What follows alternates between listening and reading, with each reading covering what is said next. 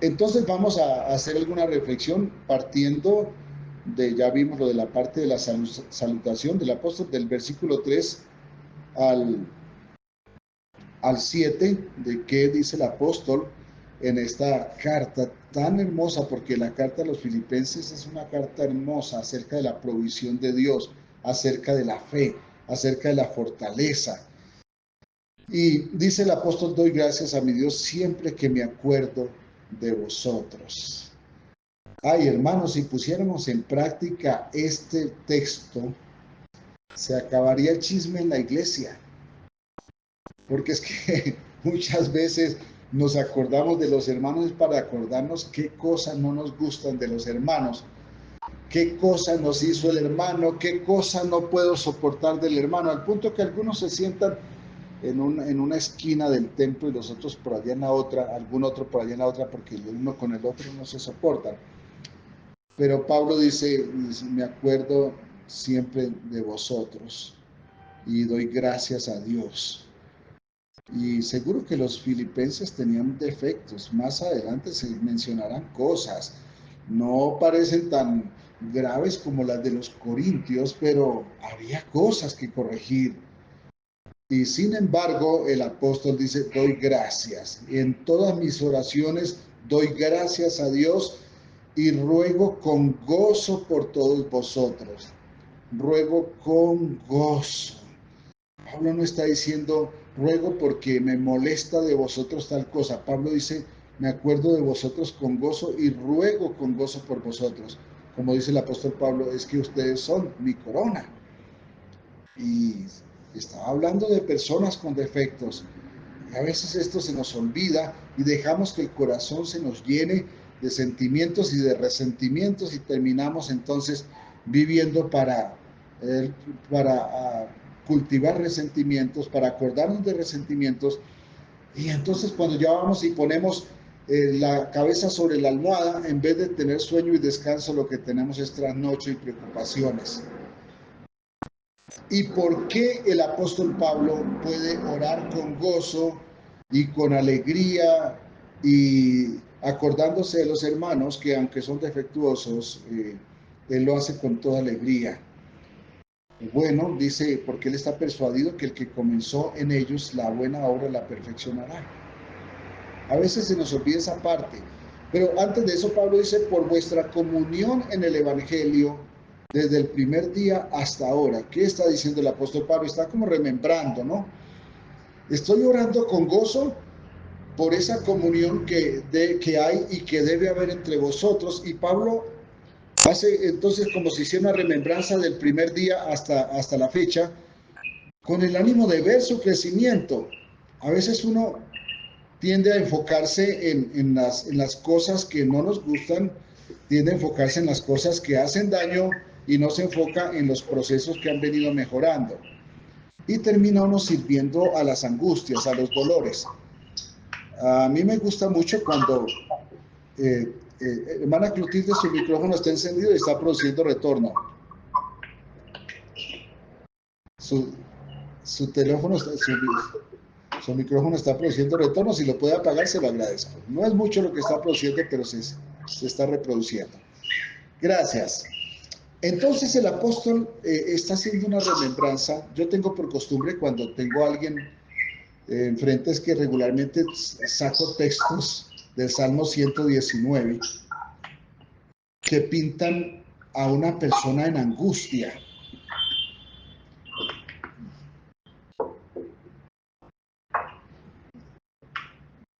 ¿Se puede apagar o le es difícil? Entonces pinta a una persona en angustia y, cómo resuelve la angustia. Y me gusta hacer esto cuando estoy en una consejería personalizada. ¿Por qué? Porque al hacer la comparación nos lleva a la paz. Al hacer la comparación nos lleva a encontrar la paz que necesitamos. Porque regularmente lo que necesitamos en una situación de dificultad no es que nos cambie la circunstancia, Lo que necesitamos es que haya paz, porque cuando hay paz resolvemos de una forma mucho más inteligente, mucho más sabia lo que hacemos. Nosotros tendemos a tomar decisiones con la cabeza caliente. Apenas se nos calienta la cabeza, entonces corremos a tomar decisiones y generalmente tomamos las peores decisiones. Hermana Clotilde, ¿será posible apagar el micrófono?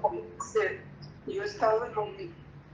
Si usted toca la pantalla, le sale la imagen de un micrófono como una mazorquita, y lo toca y ahí se desactiva. Es que se me movió no sé qué cosa. No se preocupe. Si toca la pantalla, le sale la imagen como una mazorquita, ese es el micrófono.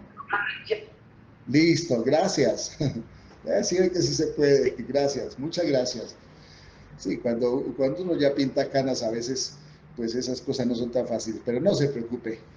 Entonces, el apóstol Pablo dice, por vuestra comunión en el Evangelio desde el primer día hasta ahora, hace como una remembranza, no está aquí escrita, pero en su oración la tiene en cuenta. ¿Para qué? Para acordarse de algo que le llena de paz.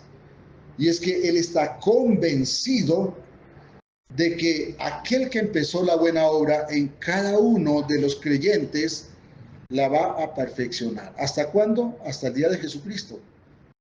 A veces tendemos a desesperarnos en las circunstancias porque queremos algo y vemos que ese algo no ocurre.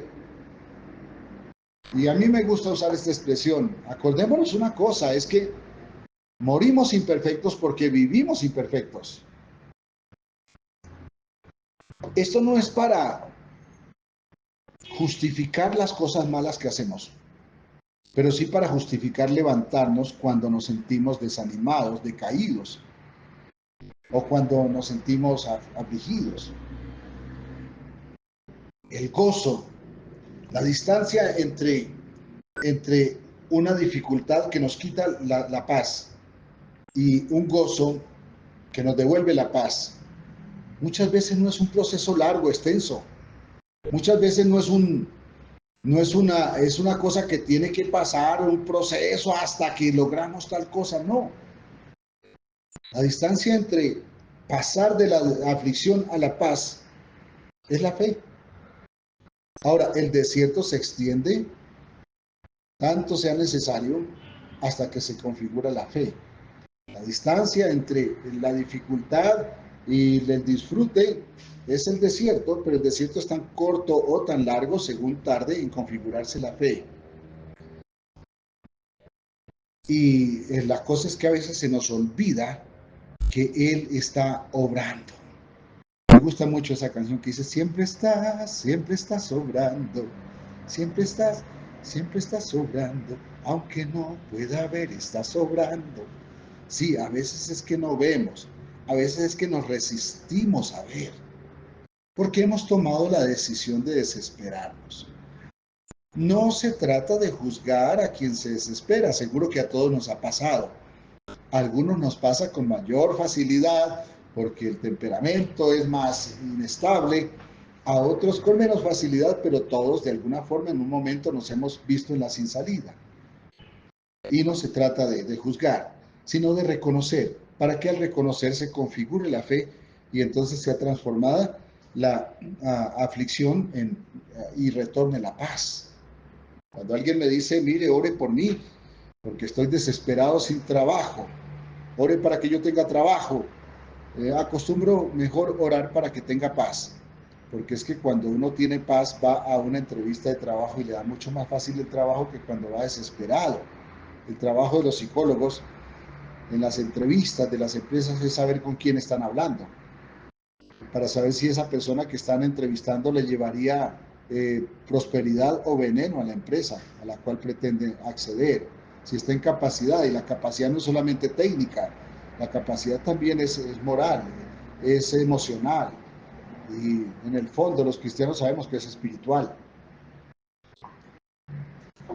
Me gusta mucho escuchar a nuestra hija cuando ella nos dice a menudo, mire, es que las personas llegan así, así y tal cosa, y ella ha tenido esa experiencia, ¿no? De entrevistar personas que aspiran a un trabajo. Y cuando son empresas, ella ha trabajado para una empresa que vende carros muy finos. Y entrevistando personas, tienen que entrevistar personas que tengan la capacidad de llegar a la necesidad de un cliente que es muy exigente. Y muchas veces el cliente es muy exigente por la calidad, pero muchas veces también por la arrogancia que lleva. Porque hay personas que, hay Dios mío, una persona levantada se monta en un carro fino y eso no se le aguanta a nadie. Entonces, la persona que atiende en estas empresas tiene que estar preparada para este tipo de cosas. Y a veces nos pasa eso también en la fe, ¿no? Cuando ya tenemos algún escalón, que sentimos que tenemos algún escalón en la fe, entonces se nos olvida la sencillez, se nos olvida la humildad y terminamos ahogándonos en la misma arrogancia y entonces vienen los problemas y en vez de tener sabiduría para resolverlos, lo que tenemos es incapacidad, porque se nos calienta la cabeza y terminamos diciendo yo no merezco esto. Estando persuadido de esto, que el que comenzó en vosotros la buena obra la perfeccionará. Él siempre está obrando en los suyos y obrará lo necesario hasta que sea necesario. Claro, nosotros cometemos equivocaciones y muchas veces cosechamos de esto, pero Dios es tan bueno que aún en nuestras equivocaciones Él comienza a obrar para que salgamos victoriosos. Ahora, ¿de qué depende de que salgamos victoriosos o derrotados? Pues ya no depende, personalmente de Dios depende el resultado final, pero el sentimiento del camino depende de nuestra fe. Porque la tierra prometida finalmente es el regalo de Dios, pero cómo vivimos el camino, eso resulta del ejercicio de nuestra fe, de nuestra confianza en Dios. Salta una pregunta entonces, hermano, hermana, ¿usted está persuadido, persuadida de que Dios está obrando? Si está persuadido o persuadida de que Dios está obrando, seguro que la paz le va a rondar, va a llegar a su corazón. Pero cuando dejamos de persuadirnos, entonces comienza a venir la desesperación. Y muy a menudo el problema no es lo que nos pasa, sino lo que pasa con eso que nos pasa, porque a veces lo que nos pasa acaba con nosotros, acaba con la paz. Pero cuando nos armamos de fe, podemos acabar los efectos negativos de eso que nos pasa. Pablo entonces ora con gozo, con alegría, por los hermanos en Filipos y ora por esa comunión desde el principio hasta ahora. Es decir, él observa cómo va creciendo. Y creo que sería bueno, hermanos, que de vez en cuando hiciéramos una remembranza, no para amargarnos, sino para observar si hemos crecido, si estamos estancados o si estamos en descenso. Porque de eso sí depende claramente a qué fin llegamos. El que no sabe para dónde va, cualquier bus le sirve. Pero el que sabe para dónde va y de pronto toma el bus correcto y en un momento dado encuentra una dificultad y se baja del bus y se regresa.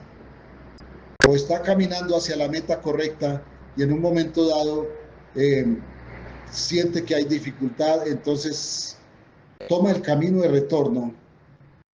Lo que ocurre es que en vez de avanzar, pues lógicamente se ha reversado. Y es cuando vienen las decepciones. Hay muchas personas que empiezan un camino y cuando ven la dificultad se regresan y siempre tienen una disculpa. Esto no era para mí. Inician otro camino y cuando viene la dificultad echa reversa y dice esto no era para mí. Hace el tercer camino. Cuando ya hace el tercer camino y se ha regresado, ya se convirtió en un fracasado profesional. Y vienen las decepciones de uno mismo. Hermanos, el suicidio siempre es el resultado de una decepción que ya no se puede manejar, o que no se quiere manejar, o que no se encuentra cómo manejar.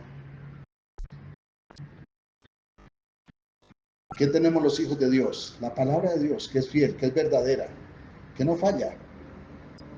Y Pablo dice, no por palabras suyas, sino por palabras puestas en su boca por el Espíritu Santo, yo estoy persuadido de esto, que el que comenzó la buena obra en los hijos de Dios, la perfeccionará. La pregunta es, ¿usted puede persuadirse de esto o cada día desconfía más? ¿Usted está convencido de que Dios está obrando aún en su dificultad o está desconfiando? No quiero juzgar, no. Me estoy hablando a mí mismo, a mi fe que tanto falla. Él la está perfeccionando, esa obra. Él, como dije hace rato, aunque las cosas en que hayamos caído para que estemos en dolor sean el efecto, sean el resultado de un error nuestro, todavía si nosotros nos aferramos a Dios, Dios hace que eso, que en su momento sea una consecuencia natural de lo que hemos hecho, se convierta en algo que al fin nos edifica. ¿Por qué? Porque Dios está moldeando nuestro carácter para hacernos a la imagen de Cristo. Si no somos hechos, formados a la imagen de Cristo, no vamos a recibir la recompensa. Bueno, lo que pasa es que a todo hijo suyo Dios lo moldea.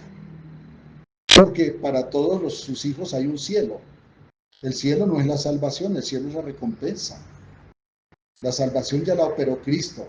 Así como estamos aquí, llenos de dificultades, llenos de temores, llenos de angustias, somos salvos. Ya no vamos al infierno. Pero en el proceso de Dios hace falta un paso, que es el cielo.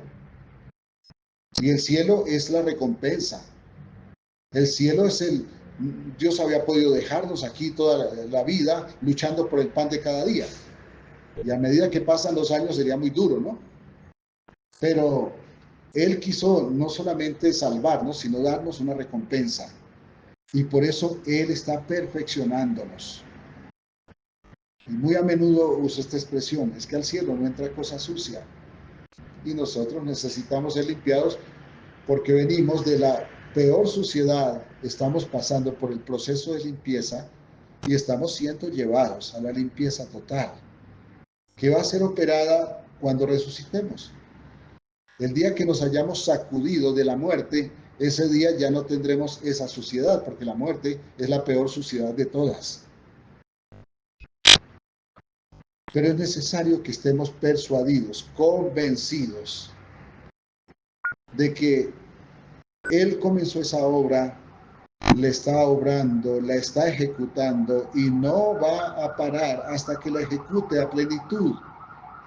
Hermanos, cuando nos convencemos de esto, dejamos de decir esos porqués y empezamos a decir esos para qué. Dejamos de recriminar, de reclamar y empezamos a dar gracias. Cuando allí más adelante dice, por nada estéis afanosos, si no sean conocidas vuestras peticiones delante de Dios en toda oración y ruego y con acción de gracias. ¿Cómo puede dar uno gracias cuando está en dolor? Bueno, la única cosa que nos lleva a dar gracias en medio del dolor es la confianza. Y eso en la Biblia se llama la fe, la confianza en Dios. Romanos 4:18 dice que Abraham puso su esperanza sobre su confianza. Y en mi concepto la esperanza es muy frágil, porque la esperanza, valga la redundancia, es lo que yo espero. Pero como yo soy tan frágil, muchas veces lo que espera se me confunde, se me nubla el panorama, el paisaje se me descompone y la esperanza se descompone también, se desvanece. Pero la confianza es algo que nace de la raíz de la fe, nace de la misma persona de Dios en su fidelidad con nosotros. Y cuando yo pongo mi esperanza, que es tan frágil, sobre mi confianza, que no depende de mí, sino de la palabra de Dios obra de nosotros, en mí, entonces ya puedo sobrepasar las dificultades saliendo con una esperanza muchas veces dolida, pero no destruida. Y Pablo dice que es justo sentir esto de los cristianos en Filipos. ¿Por qué? Dice, porque yo los tengo en el corazón. Ay, hermanos, si supieran cuánto nos tiene el Señor en su corazón, cuánto Cristo nos tuvo en su corazón, nosotros estaríamos menos afectados, menos afligidos, menos desanimados. Dice Pablo, y en mis prisiones y en la defensa y confirmación del Evangelio, todos vosotros sois participantes conmigo de la gracia. Pablo estaba en prisiones, Pablo estaba en dificultades terribles, pero se estaba gozando por los siervos del Señor.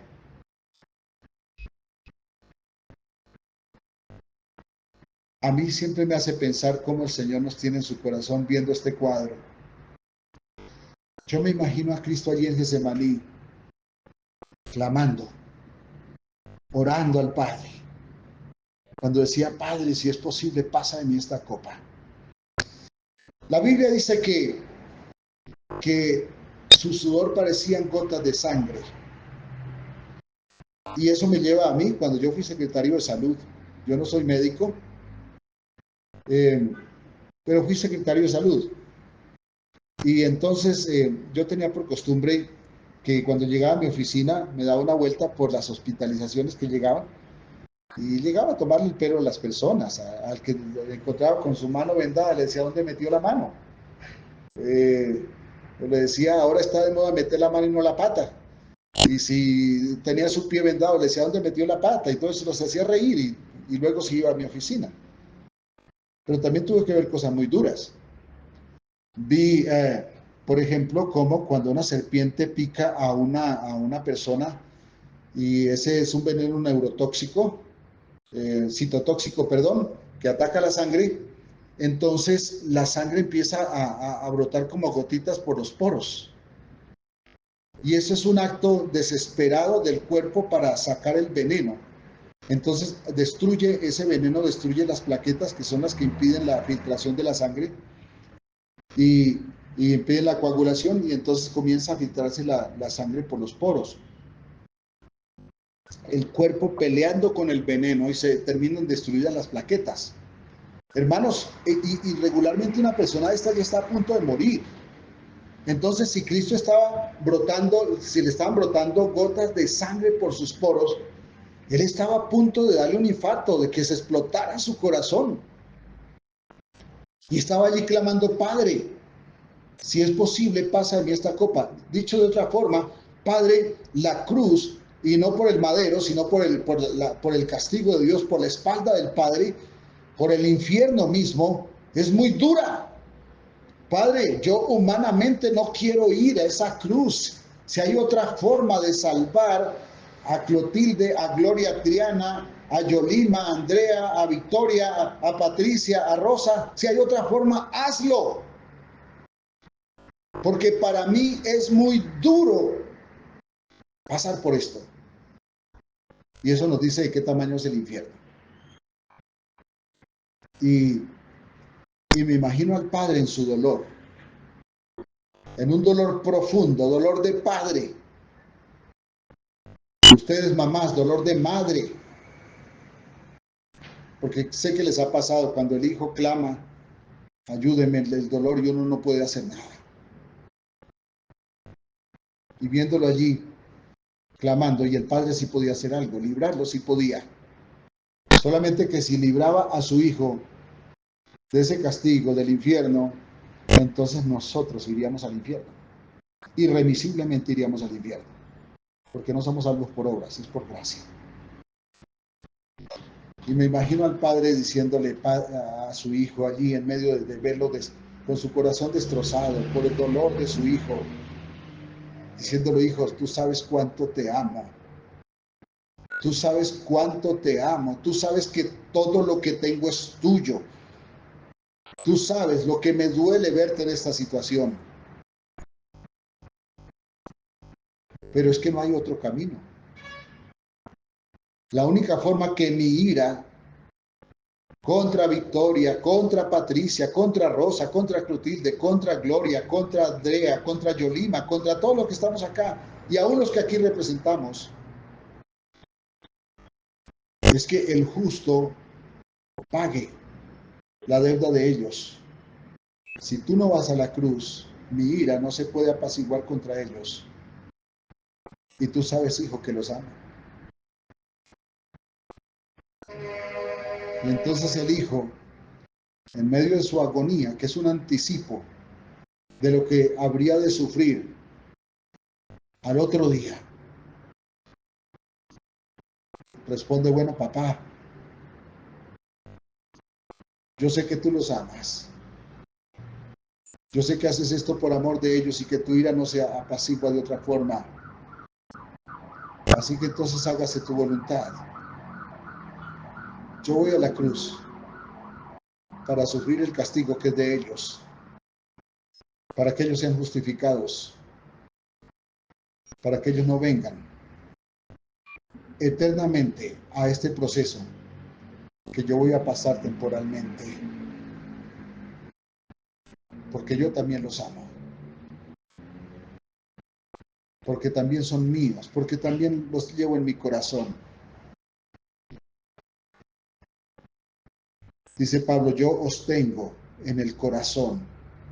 Imagínense por un momento a Dios teniéndonos en su corazón y diciendo, yo no quiero que se pierdan, yo quiero rescatarlos, yo quiero traerlos. ¿Cuántas veces se nos olvida que ese que comenzó la obra en cada uno de nosotros, en cada uno de ustedes, no la ha abandonado, no la va a abandonar? Sigue obrando, porque nos tiene en su corazón, porque nos ama, porque quiere hacer de nosotros esa imagen de Cristo que es necesaria que se forje, porque al cielo no entra cosa sucia, porque necesitamos ser moldeados al carácter de Cristo, a la imagen de Cristo. Y por eso el dolor del momento, las prisiones se justifican. Cristo fue al dolor de la prisión eterna y se justificó por su salvación y por la mía, por su redención y por la mía, para que todos participemos, como dice aquí el apóstol, para que participemos de la misma gracia y no seamos condenados.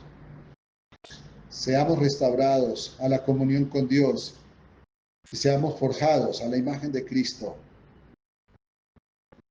El versículo 8 dice, porque Dios me es testigo de cómo os amo a todos vosotros con el entrañable amor de Jesucristo. Pablo estaba aquí diciendo, yo los amo a ustedes así como Cristo los amó. Y creo que el mejor cuadro del amor de Cristo es Cristo en la cruz, Cristo en Getsemaní, Cristo en la cruz. Es el mejor cuadro del amor de Dios. Cristo diciendo, yo voy al mundo, papá, a hacerme como hombre. Hay una cosa que a mí me hace reflexionar acerca de Jesucristo. Es que cuando Él ascendió al cielo después de la resurrección y los ángeles ven a sus discípulos allí tristes, preocupados, mirando al cielo a ver cómo lo alcanzaban a ver por última vez detrás de las nubes, hasta que la nube se los quitó de su vista. Y se le aparecen los ángeles y le dicen, varones galileos, ¿qué estáis mirando al cielo? Este Jesús que ahora habéis visto ir, así mismo lo habréis de ver venir en su gloria.